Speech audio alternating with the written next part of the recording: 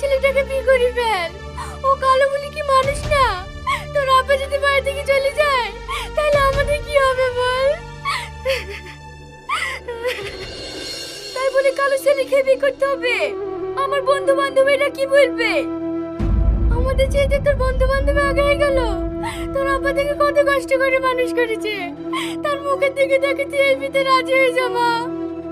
ঠিক আছে না, আমি ওই ছেলেকে বিয়ে করছি।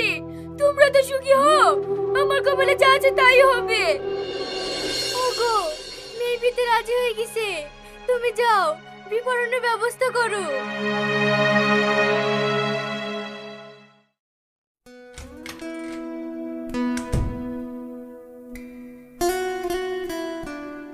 কি ব্যাপার, তুমি এখানে কোথায় এসছো?